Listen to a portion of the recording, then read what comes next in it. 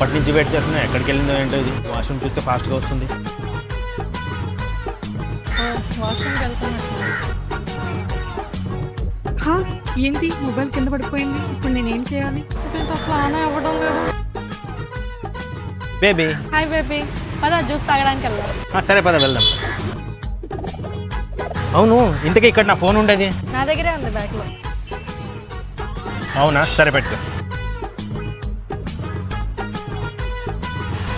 Baby పట్టుకో, ఇప్పుడే వస్తాను. సరే బేబీ. ఇక్కడ మొబైల్ రిపేర్ చేసే షాప్ ఎక్కడుందో ఏంటో. అన్న, ఈ ఫోన్ కింద పడిపోయినప్పటి నుంచి ఆన్ అవ్వట్లేదు, ఒకసారి చూస్తారా?